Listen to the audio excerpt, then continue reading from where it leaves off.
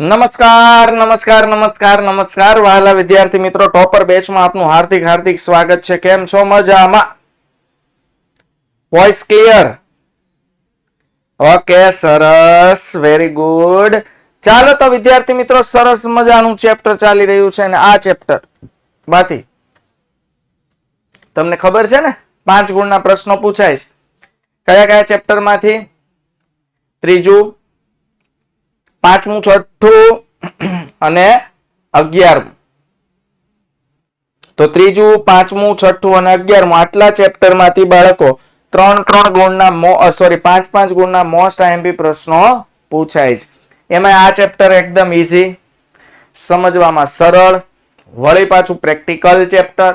કારણ કે આમાં જે કંઈ પણ આપણે ભણવાના છીએ ઓલરેડી આપણે મહેસૂસ પણ કરીએ છીએ, હે ને? ઓકે, ચાલો તો વિદ્યાર્થી મિત્રો, ગઈકાલની થોડીક વાત કરીએ તો આપણા ગ્રાહકોના જવાબદારી થોડીક અધૂરી રહી ગઈ હતી 3-4. એ આજે આપણે પૂરી કરશું. અને મેં તમને એવું કીધું હતું કે અધિકારો જે કાયદા દ્વારા મળે છે અને જવાબદારી સેલ્ફ જાતે નિભાવવાની હોય છે.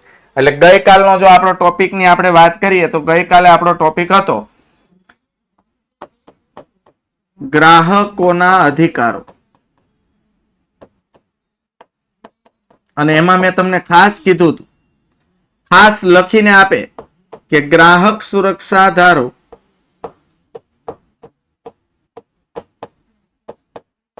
1986 પ્રમાણે ગ્રાહકોના અધિકારો બોલો. 1986 પ્રમાણે ગ્રાહકોના અધિકારો કેટલા છે બાળકો? 6 અધિકારો. કેટલા છે? 6 અધિકારો. ત્યાર પછી આપણે જોયું હતું કે યુએનઓ, યુનાઇટેડ નેશન્સ ઓર્ગેનાઇઝેશન, એટલે જેને આપણે કહીએ છીએ સંયુક્ત રાષ્ટ્ર સંઘ, તેને અંતર્ગત ગ્રાહકના કેટલા અધિકારો છે બાળકો? 2 અધિકારો. એક પ્રાથમિક જરૂરિયાતોનો અધિકાર અને બીજો આરોગ્યપ્રદ વાતાવરણનો અધિકાર, હે ને? તો આ બંને પ્રશ્નો ખાસ ધ્યાનમાં રાખજો કે 1986 ના ગ્રાહક સુરક્ષા ધારા પ્રમાણે પૂછે તો કેટલા લખવાના? 6. કયા 6 એ આપણે વ્યવસ્થિત જોઈ લીધા છે. ઓકે. અને યુએનઓ, યુનાઇટેડ નેશન્સ ઓર્ગેનાઇઝેશન દ્વારા પૂછે તો કેટલા? 2. ઓકે. ત્યાર પછી આપણે શરૂઆત કરી હતી ગ્રાહકની જવાબદારી.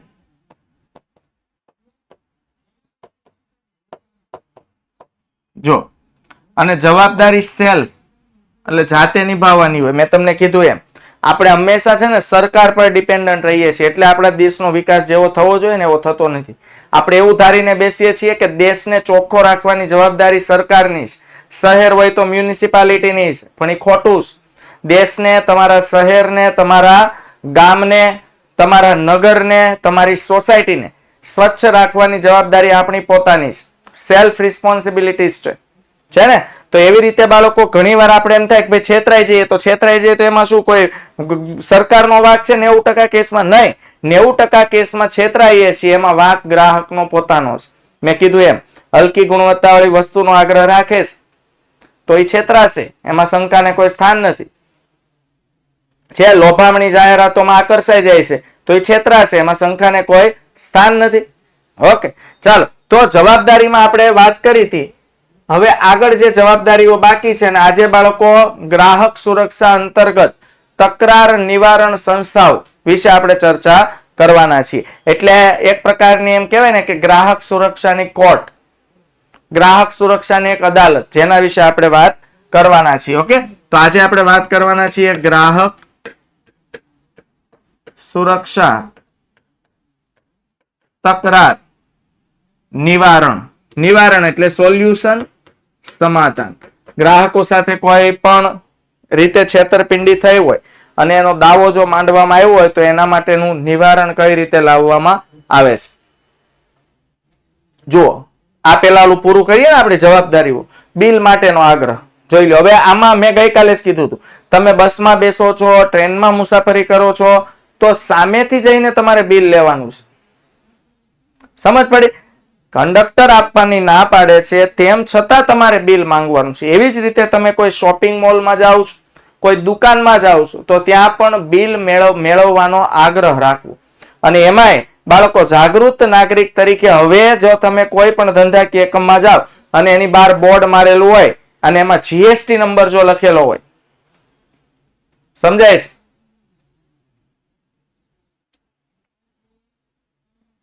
ઓકે, જીએસટી નંબર જો લખેલો હોય તો જીએસટી વાળું બિલ માંગવાનો આગ્રહ રાખવાનો, જેથી સરકારને ટેક્સ જાય. હે થોડાક રૂપિયા 2, 5, 25 રૂપિયાના કંજુસાઈ માટે આપણે સરકારને કહેવાય ને હેલ્પ કરતા નથી, સપોર્ટ કરતા નથી. એટલે ભારતમાં માળખાગત સુવિધાનો અભાવ છે. તમે જો આ જીએસટી આવ્યો ત્યાર પછી તમે જોઈ રહ્યા છો ભારતનો વિકાસ કઈ રીતે થઈ રહ્યો છે. કારણ કે સરકાર પાસે હવે આવક થતી આવે છે. સરકાર પાસે કઈક પૈસા ખવાય જાય. હાલો, ભ્રષ્ટાચાર છે નો ડાઉટ. હજુ અમુક લોકો અમુક કહેવાય ને ઓલા આમ જડ ખીલો જમાવીને બેહી ગયા છે. હવે જયારે મેં કહેવાય ને ભગવાન પાસે જાય ને ત્યારે જ એ જાય એમ છે, ત્યાં સુધી નથી જાય. એટલે એ પ્રમાણમાં હજુ ભ્રષ્ટાચાર છે પણ ઓછો ઘણો થઈ ગયો છે. હે ને? તો આ જીએસટી ની આવકમાંથી જે કંઈ પણ રૂપિયા ભેગા થયા છે તમે જુઓ. આજે આ બુલેટ ટ્રેન જેવો કેવડો પ્રોજેક્ટ ચાલે છે સાહેબ. આપણો સ્ટુડિયો છે ને એનાથી આગળ 2 કિલોમીટર આગળ જાય ને એટલે હું તો રહું ત્યાંથી મારા પાછળ જ દેખાય સીધો બુલેટ ટ્રેનનો બ્રિજ આખો. એટલું જોરદાર કામ ચાલી રહ્યું છે ને, જબરજસ્ત. હે ને? અને એટલું મજબૂતાઈ વાળું. એટલે એને જોઈને આપણે, અને પ્રોજેક્ટ કોને આપ્યો છે? L&T કંપનીને. તો સ્વાભાવિક છે એમાં ક્વોલિટીની કોઈ ગુંજાઈશ નહીં હોય. હે ને? જોવા બાબતે ક્વોલિટી એક નંબર હશે એમાં. અને તમે જોવો ને ત્યાં જ ખબર પડી જાય કે આમાં કરોડો રૂપિયાનો ખર્ચ થાય. એવા સિમેન્ટના મોટા મોટા બીમ ને એવા પોલ ને સિમેન્ટના હે ને બધું બનાવવામાં આવે છે. તો આ ક્યારે શક્ય બન્યું? સરકાર પાસે પૈસા આવ્યા તો. હજુ પૈસા ન આવ્યા તો સરકાર હજુ 10 વર્ષ કાઢી નાખે. આખા વિશ્વના ઘણા દેશોમાં બુલેટ ટ્રેન દોડતી હોત, આપણે ન દોડતી હોત. તો બિલ લેવાનો આગ્રહ રાખશું. ઓકે, તો એ આપણી જવાબદારી છે. બિલ લેવું એ આપણી જવાબદારી છે. સમજાય? ઓકે. અને બીજું, બિલ લેવાનો ફાયદો શું? બિલ છે ને બાળકો, એ વેચાણ ખરીદીનો લેખિત પુરાવો છે. અને જ્યાં જ્યાં લેખિત પુરાવો હોય ને, હંમેશા હિતાવહ અને ઈચ્છનીય છે. શું કામ? ભવિષ્યમાં જો તમારે વેપારી કે ઉત્પાદક પર દાવો માંડવો હોય તો કોર્ટ હંમેશા લખાણ પર વિશ્વાસ કરશે. તમે બોલીને કામ ચલાવશો તો કોર્ટ તમારું માનશે ને. આવા સંજોગોમાં જો બાળકો તમારી પાસે બિલ હશે તો કામ વ્યવસ્થિત થશે અને કોર્ટમાં આપણું ચાલશે. ઓકે, તો જુઓ, ગ્રાહકે ખરીદેલ ચીજ વસ્તુ કે સેવા અંગેનું બિલ વેચાણકર્તા પાસેથી મેળવવાનો આગ્રહ રાખવો જોઈએ. ગ્રાહકને વસ્તુ અંગે સંતોષ ન મળે તો ગ્રાહક સુરક્ષા ફોરમમાં પુરાવા રૂપે બિલ ફરજિયાત રજૂ કરવું પડે છે. મેં કીધું ને, તો બિલ જે છે ને બાળકો, બિલ એ લેખિત પુરાવો છે. યાદ રાખજો, બિલ જે છે એ લેખિત પુરાવો છે. વેચાણ કાયદેસર રીતે ગ્રાહકને બિલ આપવામાં, વેચાણ કરતા છે, વેચાણ કરતા એ કાયદેસર રીતે ગ્રાહકને બિલ આપવા માટે બંધાયેલો છે. તમે નાની વસ્તુ ખરીદશો તો પણ તમે બિલ માંગવાનો અધિકાર ધરાવો છો. ઓકે, હવે સાચી ફરિયાદની નોંધણી. જો સાહેબ આપણને હક મળ્યા છે, અધિકારો મળ્યા છે, તો એનો આપણે ગેરઉપયોગ નથી કરવાનો. હા, આપણી સાથે છેતરપિંડી થઈ છે તો દાવો નોંધાવવાનો છે અને વળતર મેળવવાનું છે. પણ આપણી સાથે કંઈ ખોટું નથી થયું છતાં આપણને ગ્રાહક સુરક્ષા કાયદાનું ભાન છે, નોલેજ છે, એટલે સામેવાળા વેપારી કે ઉત્પાદક પ્રત્યે આપણે ખોટો દાવો માંડીને એની પાસેથી પૈસા લેવાના પેતરા કરીએ એ ખોટું છે. પછી આપણી સેલ્ફ રિસ્પોન્સિબિલિટી છે સાહેબ. હે ને? આ કે ના, તમારે સ્કૂલમાં એવું થાય, સમજો કે સરે તમને તમારી પાસે આજે લેસન માંગ્યું એટલે તમે એમ કીધું સર હું બીમાર હતો.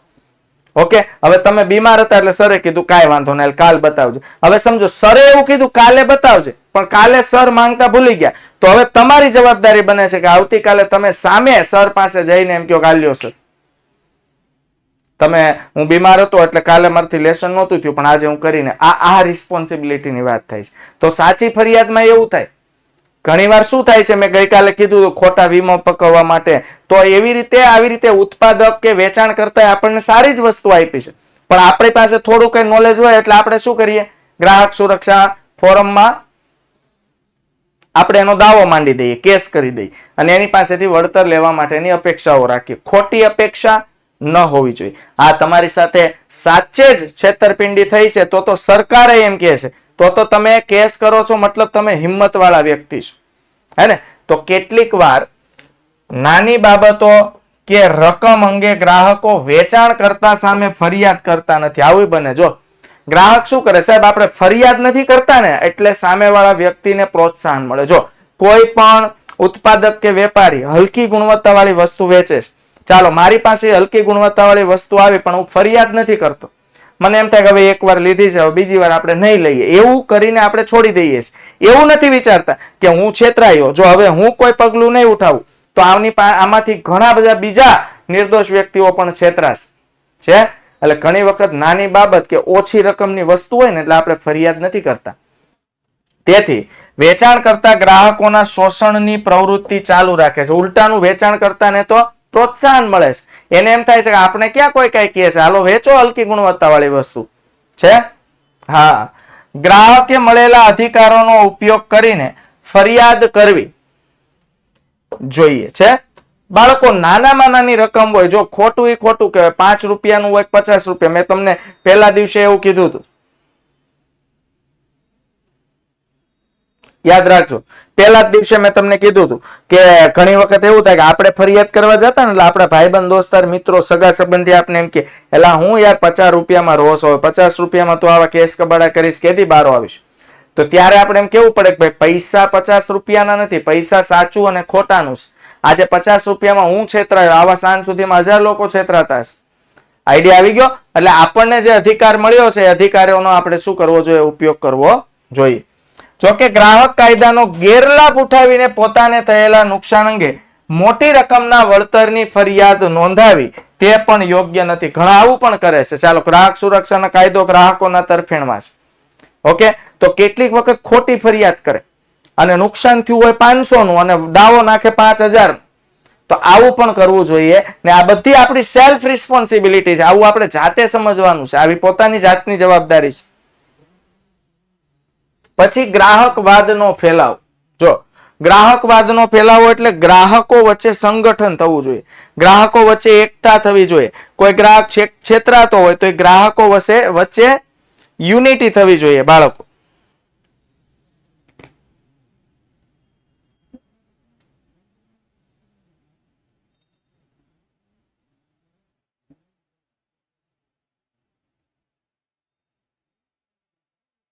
એટલે એને કહેવાય ગ્રાહકવાદનો ફેલાવો. જો ગ્રાહકોની સંગઠિત ચળવળ એટલે ગ્રાહકવાદ છે. ગ્રાહકો સમૂહમાં ભેગા થઈને પોતાને થયેલા અન્યાય માટે લડે એને કહેવાય ગ્રાહકવાદ. જો ગ્રાહકો સમૂહમાં ભેગા થઈને પોતાની સાથે થયેલા અન્યાય સામે લડે તેને ગ્રાહકવાદ કહેવાય. સ્વાભાવિક છે, લડવું એટલે ચળવળ, ઝુંબેશ ઉપાડવી છે. ગ્રાહકોએ ગ્રાહક સુરક્ષા સમિતિની સ્થાપના કરવામાં, તેના સંચાલનમાં ગ્રાહકોના હિતોની જાળવણી કરવામાં તેમજ ગ્રાહકના અધિકારોની જાગૃતિ લાવવામાં ભાગીદાર બનવું જોઈએ. જો ગ્રાહક સુરક્ષાની આખી સમિતિ હોય, ટીમ હોય. ફોર એક્ઝામ્પલ એમ કહું કે મહિલા સુરક્ષાની કેમ આખી ટીમ હોય. તમે જુઓ ઘણી જગ્યાએ પીડિત મહિલાઓ હોય અથવા એવું બને કે એના હસબન્ડ ઘણી વખત સાસુ સસરા દ્વારા મહિલાઓ એને મારપીટ કરવામાં આવતી હોય, એને હેરાન પરેશાન કરવામાં આવતી હોય. એક આવી એક એવી સંસ્થા છે અને સંસ્થાઓમાં ગ્રુપ કોનું ખબર? માત્ર ને માત્ર બધી મહિલાઓ. આ સંસ્થામાં જો ફરિયાદ નોંધાવી દેવામાં આવે તો આ બધી મહિલાઓ યોગ્ય પેલા વાત સાંભળે, આંધળું અનુકરણ નહીં કરે.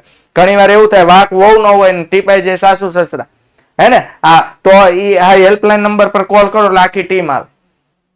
તે ગ્રાહક સુરક્ષાની પણ સમિતિની સ્થાપના કરવામાં આવે. તમે છેતરાવશો તો આ સમિતિનો તમે સંપર્ક કરો તો આખું ગ્રુપ તમારા સપોર્ટમાં આવશે છે. તો તેના સંચાલનમાં જાળવણી કરવી, એ લોકોને સપોર્ટ કરવો, ગ્રાહકોના અધિકારોની બધાને જાગૃતિ મળે, હે ને? બધાને ખબર પડે ગ્રાહકોને કયા કયા અધિકારો છે. એમાં પણ ભાગીદાર આપણે બનવું જોઈએ, એમાં ભાગ લેવો જોઈએ. અને પર્યાવરણનું જતન. યાદ રાખજો, દરેક ગ્રાહક આપણે ચીજ વસ્તુનો ઉપયોગ કર્યા બાદ ગમે તે જગ્યાએ વેપર્સ ફેંકી દઈએ છીએ.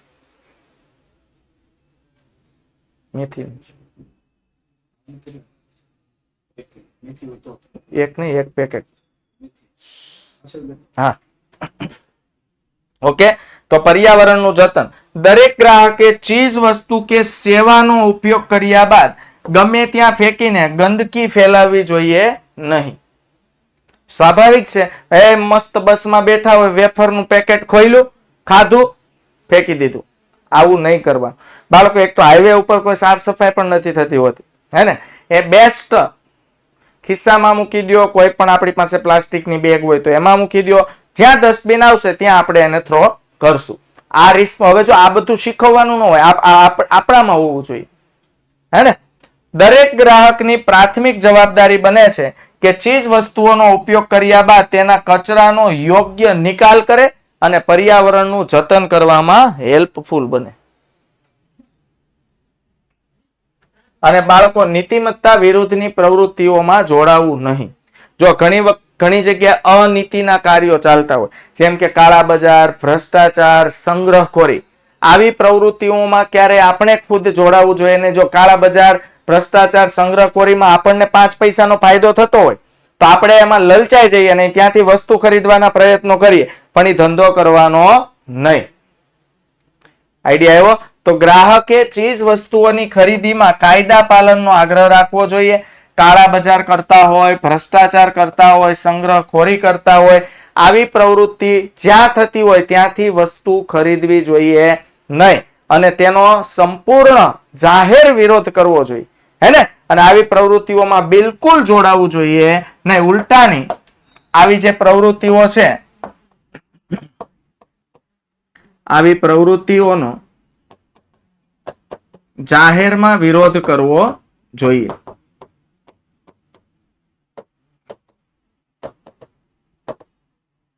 જાહેરમાં વિરોધ કરવો જોઈએ. ઓકે, ચાલ. તો બાળકો, ખબર પડી ગઈ? તમે જો આપણે જે જોયું ને, જવાબદારી હતી. 5 ગુણના પ્રશ્નો છે. ગ્રાહક સુરક્ષા અંતર્ગત ગ્રાહકોની જવાબદારીઓ જણાવો, ગ્રાહકોના અધિકાર જણાવો. તો 5 ગુણનો પરફેક્ટ પ્રશ્ન છે, કારણ કે ગ્રાહકોને ટોટલ કેટલા અધિકારો મળ્યા છે? 6. અને યુનાઇટેડ નેશન્સ વાળા 2, એટલે 8 જીકી નાખવાના 5 ગુણમાં. વટ પડી જાય તમારો. તો 2 પ્રશ્નો તો મોટા મોટા એ થઈ ગયા, ગ્રાહકોના અધિકારો અને ગ્રાહકોની જવાબદારી. આઈડિયા આવી ગયો? મુદ્દા પ્રોપર વાંચવાના, સરળતાથી યાદ રહી જાય એવા જ. જવાબદારી આપણે જાતે નિભાવવી પડશે. પહેલા આપણે જાગૃત થવાની જરૂર છે. આપણે જેટલા જાગૃત થશું ને એટલા છેતરાશો ઓછા. યાદ રાખજો, ગ્રાહક જેટલો જાગૃત હશે એટલો છેતરાશે ઓછો, અને છેતરાશે જ ઓછો તો પછી અધિકારોનો ઉપયોગ કરવાનો કોઈ પ્રશ્ન જ નથી આવતો. આપણે છેતરાતા જ નથી તો આપણે કોઈ જાતનો ક્લેમ કરવાની જરૂર નથી. કોઈ પણ પ્રકારનો ફરિયાદ નિવારણ સંસ્થામાં જવાની જરૂર નથી, હે ને? તો ગ્રાહકે ખુદ જાગૃત બનવાની જરૂર છે. ગ્રાહકે જાતે જાગૃત બનવાની જરૂર છે. જો આપણે જેટલા જાગૃત બનશું એટલા આપણે છેતરાશું ઓછા. ઓકે, ચાલો. જવાબદારી પૂછાય તો 9 મુદ્દા લખવાના, પણ સમજાવવાના 6 મુદ્દા ડિટેલમાં સમજાવી દેવાના. લખવા પડે 9, એટલે યાદ 9 કરવા પડે. Okay, okay. હવે આવે છે 5 ગુણનો ત્રીજો પ્રશ્ન. ગ્રાહક સુરક્ષા કાયદા મુજબની ત્રિસ્તરીય તકરાર નિવારણ માટેની વ્યવસ્થા સમજાવો. ફોર એક્ઝામ્પલ હું એમ કહું કે તમારે કોઈ પણ કોર્ટ કેસ કરવો હોય તો સૌથી પહેલા આપણે જિલ્લા કક્ષાએ, જો હવે ગામ હોય ને તો પહેલા આપણે પંચાયતમાં જઈએ. પહેલા તમે જુઓ, સરપંચ 5 પંચ ભેગું થતું, ગામના 5 મુખ્ય વ્યક્તિઓ, અને કોઈ પણ ગામમાં નાની મોટી સિંઘમ મૂવી તમે જોયું છે ને, એને નાની મોટી સમસ્યા ઊભી થાય તો ગામના 5 પંચ લોકો ભેગા થાય. પછી સૂર્યવંશમ મૂવી જોયું છે. આ મુખિયા કહેવાય. આ વ્યક્તિ એનું સોલ્યુશન આપી દે. તો હવે આધુનિક યુગમાં એનો ચલણ ઓછું થઈ ગયું છે. તો આપણે પહેલા જિલ્લા કક્ષાની કોર્ટમાં જઈએ છીએ, ત્યાર પછી રાજ્ય કક્ષાની કોર્ટમાં જઈએ છીએ. રાજ્ય કક્ષાની કોર્ટમાં આપણો ચુકાદો ન ચાલે એટલે આપણે હાઈકોર્ટમાં જઈએ છીએ. હાઈકોર્ટમાં આપણે હાઈકોર્ટમાં આપણને સંતોષ ન મળે હાઈકોર્ટના જે કંઈ પણ ચુકાદાથી, તો આપણે સુપ્રીમ કોર્ટમાં પણ જઈએ છીએ. તો એવી રીતે અહીંયા 3 સ્ટેજ પાડેલા છે કે કોઈ પણ ગ્રાહકને અસંતોષ થાય, ખરીદેલી ચીજ વસ્તુ પ્રત્યે અસંતોષ થાય, પોતે છેતરાયા એવું એને ફીલ થાય, આર્થિક રીતે છેતરાયા એવું ફીલ થાય, તો આવો ગ્રાહક ફરજિયાત ફરિયાદ કરે એવું જ સરકાર કહે છે. જેટલો જાગૃત ગ્રાહક હશે એ જાગૃત ગ્રાહક ફરિયાદ કરશે.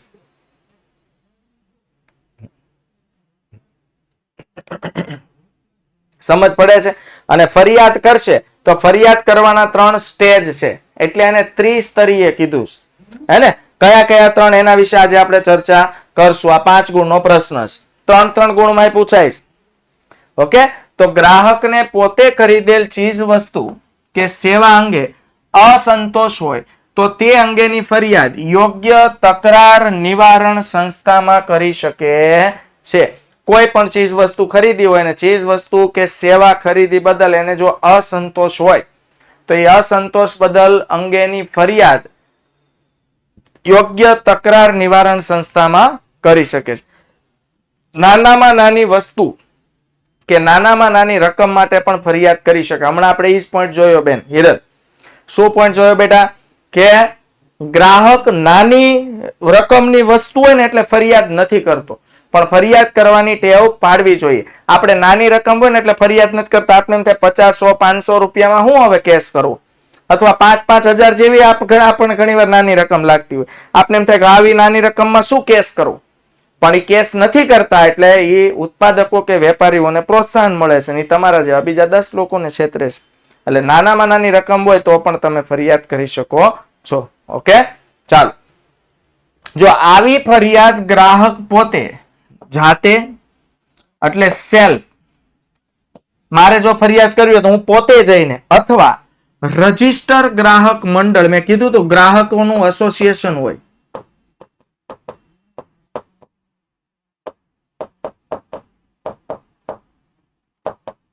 છે, ગ્રાહકોનું શું હોય બાળકો? એસોસિએશન હોય. તો આવી ફરિયાદ ગ્રાહક પોતે જાતે અથવા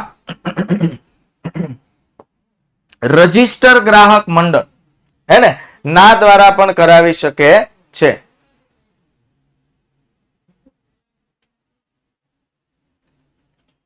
એટલે 500 રૂપિયા દાવામાં બટા 50,000 નો ખર્ચાય. તું બહુ આમ ટેન્શન નહીં લેવાનું. તમે 500, 5,000 નો દાવો કરો તો એનો મતલબ એવો નથી કે તમે વધારે ખર્ચાશો. તમે જે ખર્ચાવશો ને એનું પણ વળતર માગી શકો. નિયમ તો એવો છે, સમજો. એ તો સ્વાભાવિક છે સાહેબ. કોઈ પણ વ્યક્તિ કેસ કરે ને એટલે એનો સમય બગડે, એના પોતાના પૈસા બગડે છે. કામ ધંધો છોડીને કોર્ટની તારીખ પડે ત્યારે એને હાજર થવું પડે. તો આપણે કેસ કરીએ ને તો આ ખર્ચાનું વળતર પણ સામેવાળી પાર્ટી પાસેથી આપણે માગી શકીએ છીએ. એટલે ટેન્શન નહીં લેવાનું. જો આપણે કેસ જીતી જઈએ તો આપણને જે નુકસાન થયું છે એનું વળતર તો મળશે જ, અને સાથે સાથે આ સમયમાં જે કંઈ પણ આપણું કામ બગડ્યું છે, તો પગાર કપાણો છે, સમય બગડ્યો છે, આનું વળતર પણ આપણને મળે છે. ઓકે,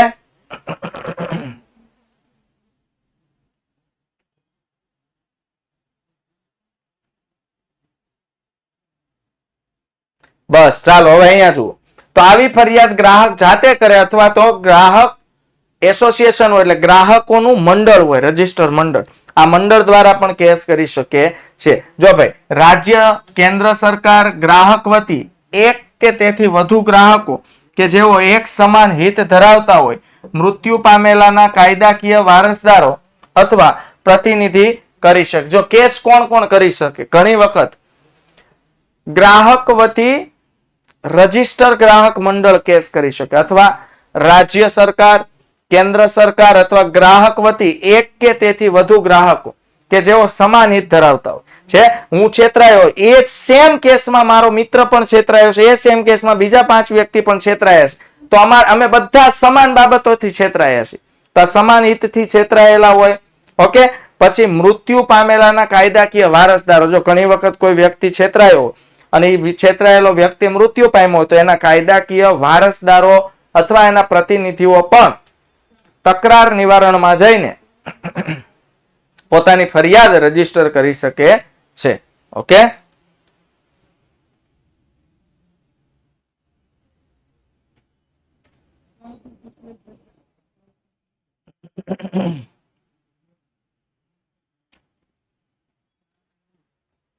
ચાલો, ગ્રાહકોને ફરિયાદોના નિવારણ માટે ત્રિસ્તરીય તંત્રની રચના કરવામાં આવી છે. કેટલા સ્ટેજ બનાવ્યા છે બાળકો? 3. જોઈ લો, આ પહેલું સ્ટેજ, બીજું, સોરી પૂછડેથી લેવું પડશે. જો આ પહેલું, એમ જોઈએ તો આ પહેલું છે, બીજું, ત્રીજું. જો પ્રથમ ફરિયાદ અહીંયા થવી જોઈએ. જો પ્રથમ ફરિયાદથી અસંતોષ થાય,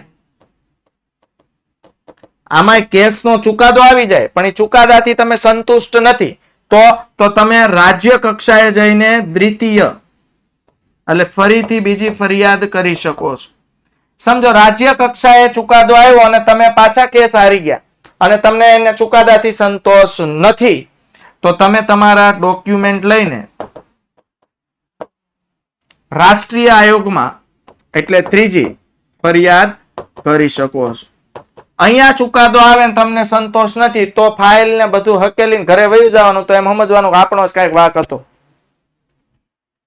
સમજ પડી ગઈ? હા, એનથી ઉપર કાંઈ છે નહીં. જો એમ પછી આ ત્રણ જગ્યાએ તમે કેસ હારી જાવ તો એનો મતલબ સમજી લેવાનું તમે ક્યાંક ખોટું કરીને કેસ લડો.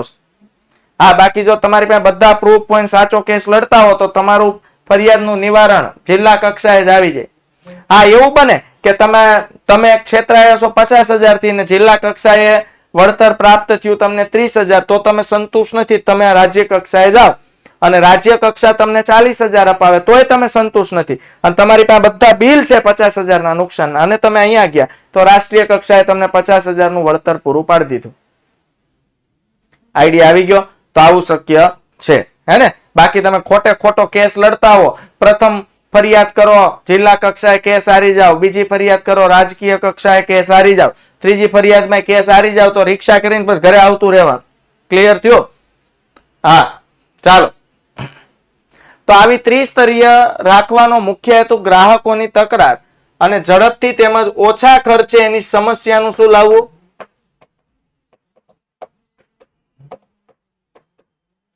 ઝડપથી અને ઓછા ખર્ચે સમસ્યાનું શું લાવવું? સમાધાન. હાલો, તો કેટલા પ્રકારના આયોગ છે? રાષ્ટ્રીય આયોગ, રાષ્ટ્રીય એટલે કેન્દ્રીય કહેવાય, રાષ્ટ્ર એટલે દેશ, રાજ્ય કક્ષાનું આયોગ અને જિલ્લા કક્ષાનું આયોગ. હાલો, પ્રથમ ફરિયાદ ક્યાં થશે? જિલ્લા કક્ષાના આયોગમાં. એનાથી અસંતોષ થાય તો રાજકીય કક્ષાના આયોગમાં અને તેનાથી અસંતોષ થાય તો રાષ્ટ્રીય કક્ષાના આયોગમાં. ડન? ચાલો, 1 by 1 ત્રણેયમાં શું ફેસિલિટીઝ છે જોઈએ. ત્રણેયમાં કંઈક તો ફરક હશે ને તો 3 ભાગ પાડ્યા છે ને. બાકી અહીંયા જે ટીમ બેસાડી સેમ ટીમ રાજ્ય કક્ષાએ બેસાડેલી હોય તો એનો ઈ ચુકાદો આવવાનો છે. એટલે કંઈક તો અલગ હશે, કંઈક તો બધાની ઓથોરિટીમાં ફરક હશે, હે? તો એના વિશે ખાસ ડિફરન્સ તમારે અહીંયા ચેક કરવાનો છે. અચ્છા, ફોરમની જગ્યાએ આયોગ લખીએ તો ચાલે? ન ચાલે, દોડે. ઓકે, આ ત્રિસ્તરીય તકરાર નિવારણ ફોરમ કયો કે ત્રિસ્તરીય તકરાર નિવારણ આયોગ કયો, બધું એક જ થાય. ડન? ચાલો, હવે જોઈએ બાળકો જિલ્લા કક્ષાનું ફોરમ. જો લખ્યું છે રાજ્ય, રાષ્ટ્રીય પહેલા, રાજ્ય અને પછી જિલ્લા, પણ એ તો તમને મને બધાને ખબર પડે. પહેલા કેસ કરવો હોય તો કઈ કક્ષાએ થાય? જિલ્લા કક્ષાએ, પછી રાજ્ય કક્ષાએ, પછી રાષ્ટ્રીય કક્ષાએ. હાલો, જિલ્લા કક્ષાનું ફોરમ. દેશના દરેક જિલ્લામાં જિલ્લા ફોરમની રચના જે તે રાજ્યની રાજ્ય સરકાર કરે છે. જો સ્વાભાવિક છે, રાજ્ય સરકાર આખા રાજ્યનો વહીવટ નથી કરી શકતી, તો રાજ્ય સરકારે દરેક જિલ્લામાં એક ફોરમની સ્થાપના કરી દીધી છે ગ્રાહકના સુરક્ષા માટે, જ્યાં જઈને ગ્રાહક પોતાની ફરિયાદ નોંધાવી શકે છે કે નહીં? જિલ્લો જેમ કે સુરત એ જિલ્લો કહેવાય, જામનગર જિલ્લો કહેવાય, અમરેલી જિલ્લો કહેવાય, રાજકોટ જિલ્લો કહેવાય, શહેર છે પણ જિલ્લો પણ છે, ભાવનગર જિલ્લો છે, બોટાદ જિલ્લો છે. આઈડિયા આવે છે? હા કે ના? પોરબંદર જિલ્લો છે.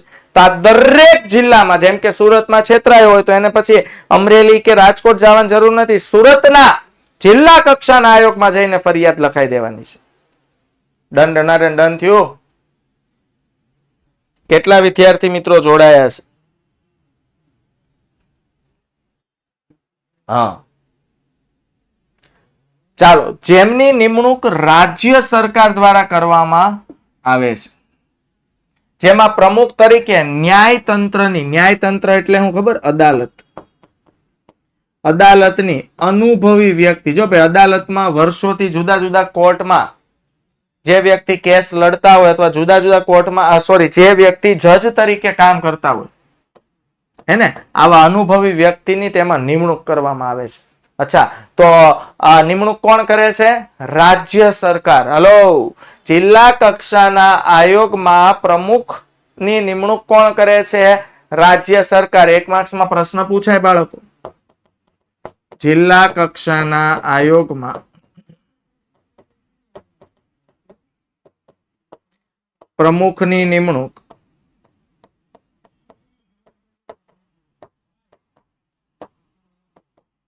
કોણ કરે છે?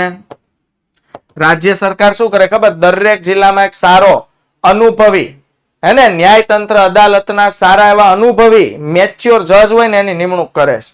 ઓકે, અને દરેક રાજ્યને એક એક જજ સોંપી દે છે. તો જો હવે શું થશે? કોઈ પણ રાજ્યમાં કેસ બનશે એટલે સૌથી પહેલા રાજકોટમાં ફરિયાદ નોંધાવી હોય તો રાજકોટના જિલ્લા આયોગમાં જવાનું, સુરતમાં ફરિયાદ નોંધાવી તો સુરતના જિલ્લા આયોગમાં, વડોદરામાં તો વડોદરાના જિલ્લા આયોગમાં. જો આ બધી જગ્યાએ ફરિયાદો નોંધાશે ને આ બધા પોતપોતાના લેવલે ચુકાદો આપશે તો સાહેબ 90% ચુકાદા એવા હશે જે ગ્રાહકો એનાથી સંતુષ્ટ હશે. તો 10% જે સંતુષ્ટ નથી જિલ્લા કક્ષાને છોડીને કેસ શેમાં કરશે? રાજ્ય કક્ષા આયોગમાં. આઈડિયા આવી ગયો? યસ ઓર નો?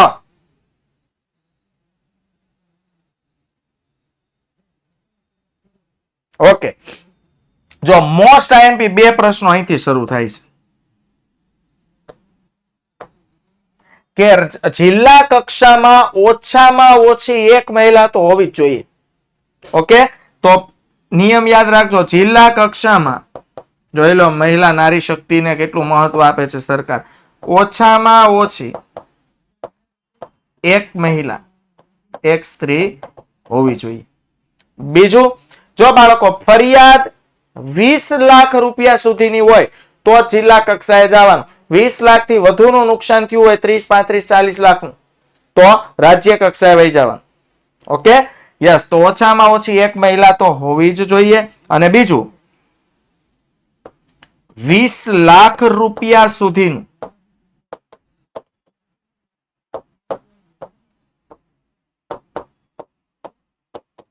ફરિયાદ હોય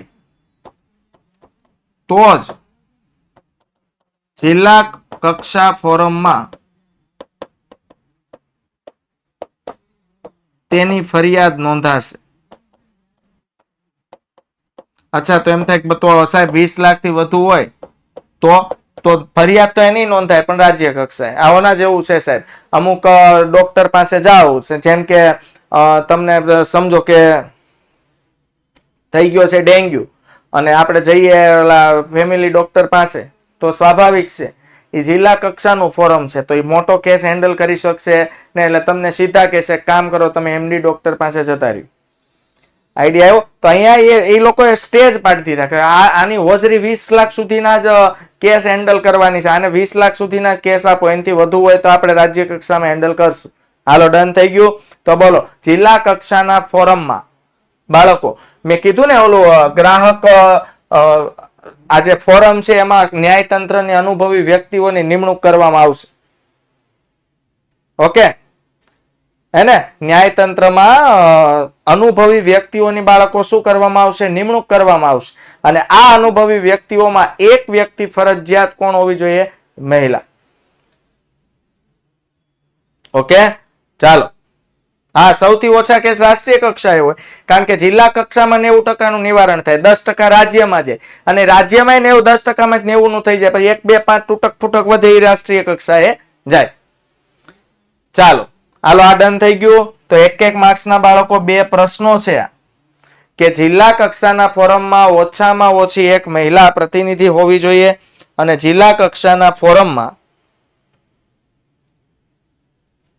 20 લાખ સુધીની ફરિયાદ જ નોંધવામાં આવે છે. જિલ્લા ફોરમ આવી ફરિયાદ સામેના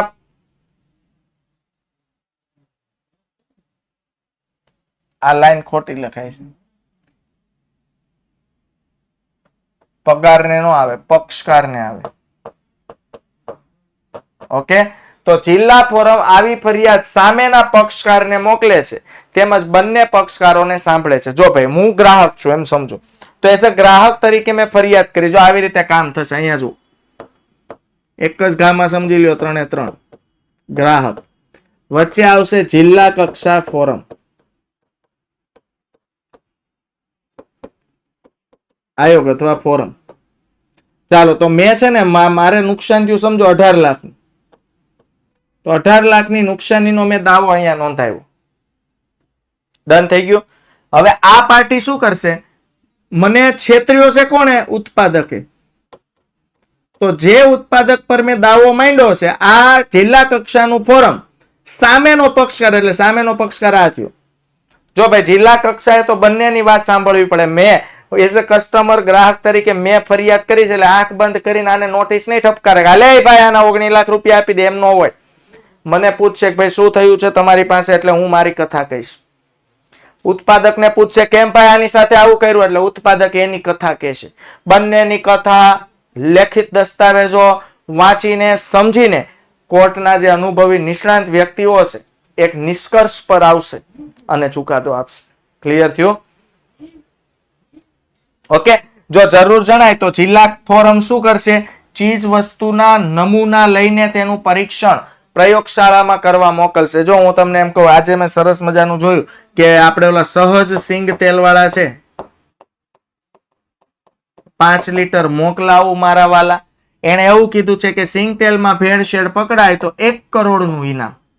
ત્યાર પછી આપણા ખજૂરભાઈ, જેને અન્નપૂર્ણા સિંગ તેલ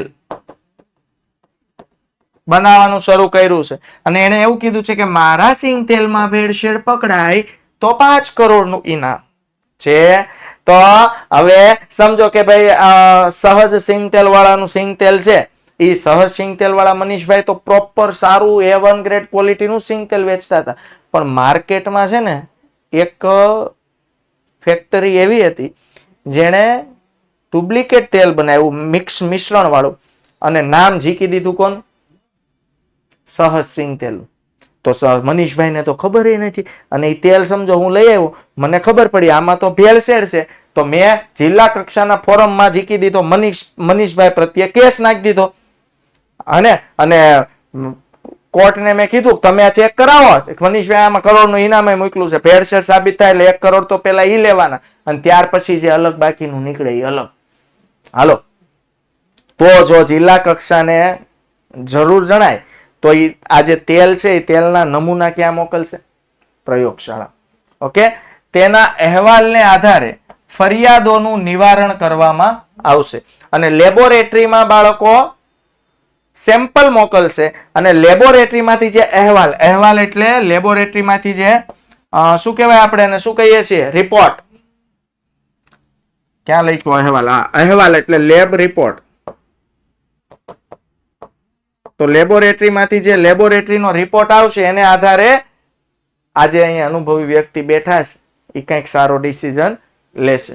ઓકે, જો તે અંગેના જિલ્લા ફોરમના નિર્ણયથી કોઈ પક્ષને સંતોષ ન થાય તો તેઓ જિલ્લા ફોરમના નિર્ણયની 30 દિવસમાં રાજ્ય કક્ષાના આયોગમાં ફરિયાદ લઈ જઈ શકે. જો થયું કેવું, મેં કેસ દાખલ કર્યો, તેલનું પરીક્ષણ થયું, મનીષભાઈને કોર્ટે, જિલ્લા કક્ષાની કોર્ટે એવું કીધું કે ભાઈ તમારે મયુરભાઈને 1 કરોડ રૂપિયા આપવાના છે, તો મનીષભાઈ કે નહીં, કે મને મંજૂર નથી, હું આ ચુકાદાથી અસંતુષ્ટ છું. તો કોર્ટે કહી દીધું તું મારા ચુકાદાથી અસંતુષ્ટ હોય કે હા, તો બસ, તો કાંઈ બીજું મારે કાંઈ ન થાય, કામ કર, મારો ચુકાદો ફાઇનલ છે, મારા ચુકાદા પ્રમાણે તારે મનીષભાઈ તમારે મયુરભાઈને 1 કરોડ રૂપિયા આપવાના છે.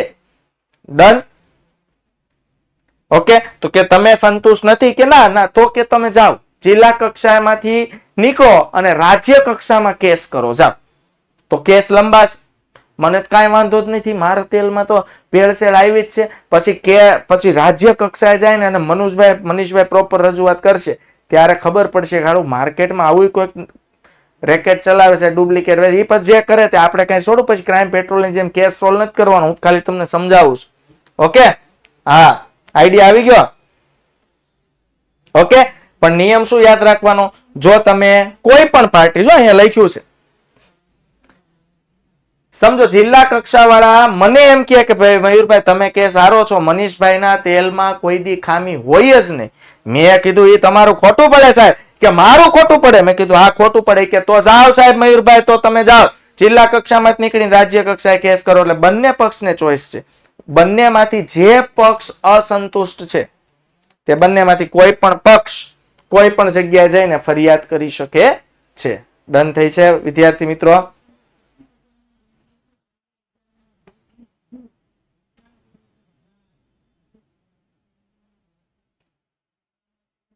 આઈડિયા આવે છે?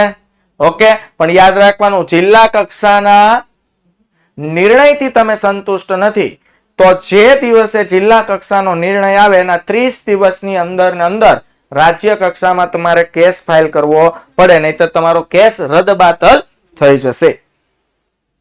ચાલો હવે આવે છે રાજ્ય કક્ષાનું ફોરમ. બસ હવે તો બંનેમાં બધું કોમન છે. હે, કેમાં કોણ પ્રમુખ તરીકે ને કેટલી મહિલા ને કેટલા રૂપિયા, બસ આટલું જ યાદ રાખવાનું છે. દેશના દરેક રાજ્યમાં રાજ્ય આયોગની રચના પણ કરવામાં આવી છે. ભારતમાં કેટલા 38 રાજ્યો છે ને?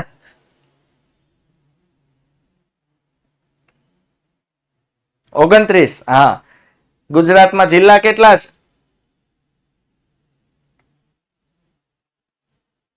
38 નહીં? કાંઈ વાંધો નહીં, તમે એનું બે જોઈ લો, બેન જરૂર છે જનરલ નોલેજ ની. જો અહીં દેશના દરેક રાજ્યમાં રાજ્ય આયોગની રચના જે તે રાજ્યની રાજ્ય સરકાર કરે. જો કેટલું સરસ જાણવા મળ્યું સાહેબ. જિલ્લા આયોગની રચના પણ રાજ્ય સરકાર કરે છે અને રાજ્ય આયોગની રચના પણ રાજ્ય સરકાર જ કરે છે. ઓકે, તો દેશના દરેક રાજ્યમાં રાજ્ય આયોગની રચના જે તે રાજ્યની રાજ્ય સરકાર કરે છે, જેમાં ઓછામાં ઓછા 3 સભ્યો હોય છે. ઓકે,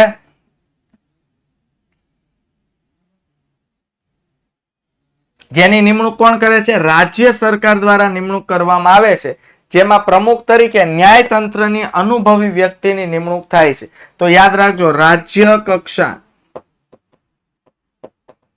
ઓછામાં ઓછા, બોલો, રાજ્ય કક્ષા ઓછામાં ઓછા 3 વ્યક્તિ. રાજ્ય કક્ષા ઓછામાં ઓછા કેટલા વ્યક્તિ? 3 વ્યક્તિ. ઓકે, અને પ્રમુખ તરીકે ન્યાયતંત્રની અનુભવી નિષ્ણાંત વ્યક્તિની નિમણૂક કરવામાં આવે છે, જે કોર્ટમાં જજ તરીકે રહી ચૂક્યા હોય. ઓકે, ચાલો જો ફરીથી નારી શક્તિને મહત્વ આપવામાં આવ્યું છે કે આ જે 3 સભ્યો છે એ 3 માંથી 2 પુરુષ અને 1 ફરજિયાત શું હોવી જોઈએ? મહિલા. એટલે ટોટલ થઈ જાય 3 સભ્યો. આ 3 સભ્યોની નિમણૂક કોણ કરશે? રાજ્ય સરકાર. બીજું, જિલ્લા કક્ષાના ફોરમમાં તમે કેટલી રકમની ફરિયાદ કરી શકો છો? 20 લાખ સુધીની રકમની. તો સાહેબ રાજ્ય કક્ષામાં યાદ રાખજો એક ગુણનો પ્રશ્ન. રાજ્ય કક્ષામાં તમે 20 લાખથી વધુ અને 1 કરોડ સુધી છે, 1 કરોડ સુધીની ફરિયાદ કરી શકો છો. ક્લિયર થઈ ગયું? એટલે હવે તમને કમ્પેરિઝનમાં બહુ ફાયદો થશે. જિલ્લા કક્ષામાં 20 લાખ સુધીની ફરિયાદ કરી શકો છો, રાજ્ય કક્ષામાં 20 લાખથી વધુ અને 1 કરોડ સુધીની ફરિયાદ આપણે કરી શકીએ છીએ. રાજ્ય કક્ષા આયોગમાં કેટલા સભ્યો હોય છે? ઓછામાં ઓછા 3, જેમાં 1 મહિલા તો ફરજિયાત હોવી જોઈએ અને હોવી જ જોઈએ. આટલું યાદ રાખવાનું છે. આટલું લખો ને એટલે તમે ઘૂઘરા જેવા થઈ જાઓ. ઓકે, દેશના દરેક રાજ્યમાં રાજ્ય આયોગની રચના જે તે રાજ્યની રાજ્ય સરકાર કરે છે, જેમાં ઓછામાં ઓછા 3 સભ્યો. આ બધું ફરીથી રિપીટ થયું. એકની એક સ્લાઇડ 2 વાર લખાઈ ગઈ. બાળકો જોઈ લ્યો. હો, હા, સમજાઈ દીધું છે. ચાલો તો અહીંયા લખી દઉં એટલે રિપીટ સ્લાઇડ. ચાલો, આ જે છે ને ગ્રાહકને કયા પ્રકારની રાહતો મળે છે એ આપણે કાલે લઈશું. નિરાત રાખો, આપણે બહુ ઓલું ટેન્શન નથી લેવું. હાલો, દેશના રાષ્ટ્રીય કક્ષાના આયોગની રચના કોણ કરે છે? કેન્દ્ર સરકાર. હાલો, 1 ગુણના 2 પ્રશ્નો થયા. બોલો, જિલ્લા કક્ષાનું આયોગ. જિલ્લા કક્ષા આયોગ. પછી હું લખું છું રાજ્ય કક્ષા આયોગ, આવું લખી લેજો. અને કેન્દ્ર એટલે રાષ્ટ્ર, કેન્દ્ર કક્ષા એટલે રાષ્ટ્રીય કક્ષા આયોગ. બોલો, આ બંનેની રચના કોણ કરે છે? રાજ્ય સરકાર. જિલ્લો હોય કે રાજ્ય હોય. અને રાષ્ટ્રીય કક્ષામાં કોણ કરે છે? કેન્દ્ર સરકાર. ઓકે, ચાલો હવે ફરક શું છે? તો જિલ્લા કક્ષામાં 1 વ્યક્તિ, રાજ્ય કક્ષામાં ઓછામાં ઓછા 3 અને રાષ્ટ્રીય કક્ષામાં ઓછામાં ઓછા કેટલા સભ્યો હોય છે? 5 સભ્યો હોય છે. અને એમાં જે પ્રમુખ છે, એ પ્રમુખ તરીકે સુપ્રીમ કોર્ટના પ્રવર્તમાન એટલે હાલમાં જે હયાત છે સુપ્રીમ કોર્ટમાં અથવા ભૂતપૂર્વ ન્યાયમૂર્તિ, ન્યાયમૂર્તિ એટલે જજ. આજે કોને પ્રતિજ્ઞા લીધી છોકરાઓ? સુપ્રીમ કોર્ટના જજે આજે પ્રતિજ્ઞા લીધી. કોને નામ ખબર છે? ચાલો, આજે સુપ્રીમ કોર્ટ મને નથી ખબર, સાહિલ સર ને ખબર છે, અને તમને જો ખબર હોય તો કયો, નહીં તો તમારે મારે બેયને જાણવાની જરૂર છે. આજે સુપ્રીમ કોર્ટના નવા જજે લીધી છે પ્રતિજ્ઞા. યસ, ખબર હોવી જોઈએ છોકરાઓ.